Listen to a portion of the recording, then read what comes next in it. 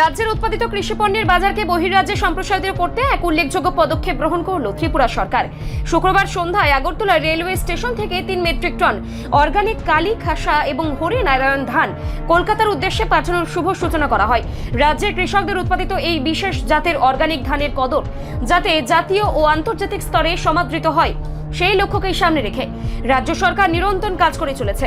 কৃষকদের আয় দ্বিগুণ করার যে লক্ষ্যমাত্রা সরকার নির্ধারণ করেছে, এই ধরনের রপ্তানি প্রক্রিয়া সেই উদ্দেশ্য পূরণে অত্যন্ত সহায়ক হবে বলে মনে করা হচ্ছে।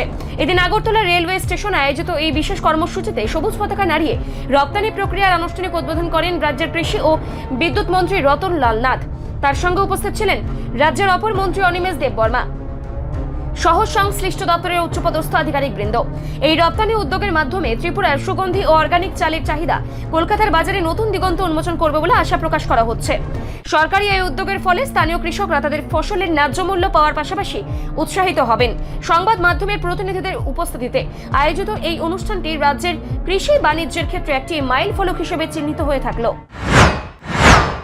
মূল উদ্দেশ্য হলো কৃষকদের আয় বাড়ানো, এটা আমাদের টার্গেট। এই সরকার প্রথম দিন থেকে শুরু করেছে যে কৃষকদের আয় বাড়াতে হবে।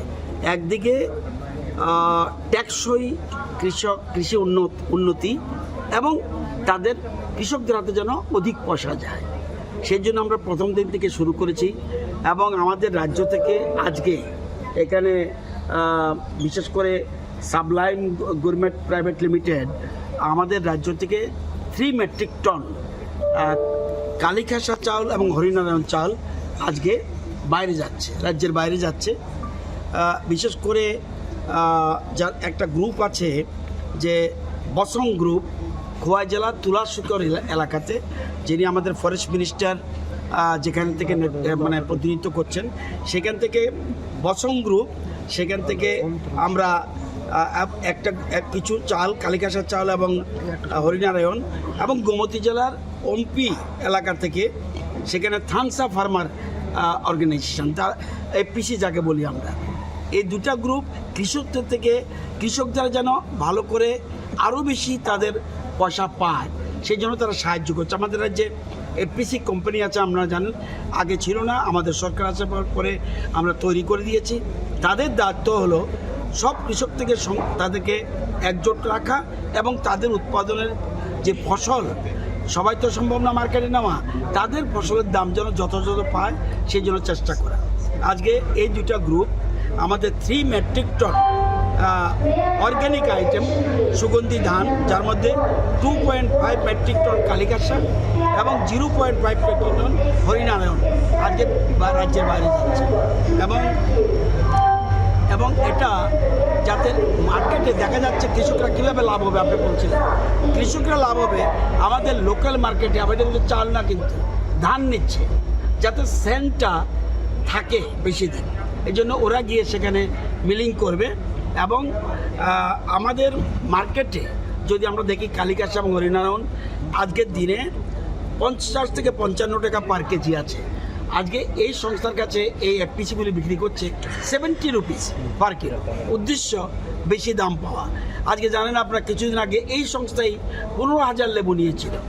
আজকে এক একটা লেবুর দাম 25 টাকা।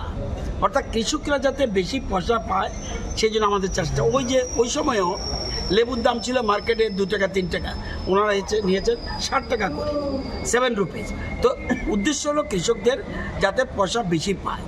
আজকে কৃষি দপ্তরের বিশেষ করে অর্গানিক যারা দেখাশোনা করে, আমাদের মিশন ডাইরেক্টর রাজীববাবু আছেন, আমাদের দপ্তরের ডাইরেক্টর, এগ্রিকালচার দপ্তরের ডাইরেক্টর আমাদের জমাতিয়া সাহেব রয়েছেন, আর আমাদের ফরেস্ট মিনিস্টার নিজে এসছেন। কৃষকদের ওনার এলাকা, যদিও আমার দপ্তর, উনি মনে করেন কৃষকদের পাশে থাকা উচিত, এই জন্য উনি আজকে এখানে এসেছেন। আমরা সবাই মিলে রাজ্য সরকার কৃষকদের পাশে আছি। আমাদের মূল টার্গেট অধিক উৎপাদন এবং রপ্তানি। আমাদের প্রধানমন্ত্রী কিছুদিন আগে বলেছেন দুটো জিনিস গুরুত্বপূর্ণ, উৎপাদন বাড়াও এবং রপ্তানি করো, তাহলেই আমাদের কৃষকদের হাতে পয়সা আসবে। আজকে এই উদ্দেশ্যেই আমরা আজকে রেল স্টেশনে এটাকে ফ্ল্যাগ আপ করলাম, যাতে এই মালগুলি যেন কলকাতা যায়। কলকাতা যাওয়ার পর উনি বহির দেশেও পাঠাতে পারে, আবার অন্য রাজ্যেও পাঠাতে পারে। কত পাঠাচ্ছে আজকে? আজকে 3 metric ton total organic item.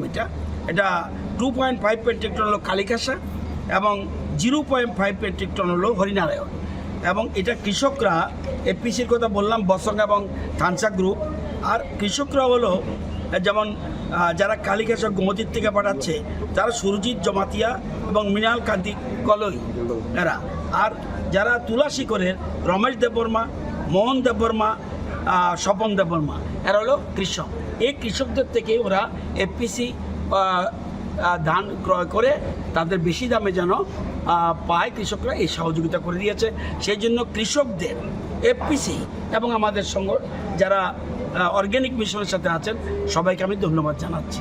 রাজ্যে এখন মানে কতটুকু তৈরি হচ্ছে? প্রচুর। আমরা জানেন শুধু এটা নয়, আমরা এখন পর্যন্ত 56 মেট্রিক টন চাল পাঠিয়েছি, আমরা 579 মেট্রিক টন আদা পাঠিয়েছি, 53 মেট্রিক টন হলুদ পাঠিয়েছি, 680 মেট্রিক টন আনারস পাঠিয়েছি, 4.5 metric ton bird eye chili পাঠিয়েছি, 15,000 লিমন পাঠিয়েছি, এছাড়া বেল, তেঁতুল, পান এগুলি আমরা বাইরে পাঠিয়েছি। উদ্দেশ্য কৃষি ক্ষেত্রকে মজবুত করা এবং কৃষকদের আয় বাড়ানো। আপনারা জানেন 5,600 টাকা পার মান্থ ছিল মানে কৃষকদের মাসিক আয়। এখন আজকে আমাদের সরকারের আসার পরে এখন আমরা এটা দাঁড় করিয়েছি 13,590 টাকা পান তাদের ইনকাম। এই উদ্দেশ্য এটাই। রিপোর্ট সংবাদ প্রতীক্ষা।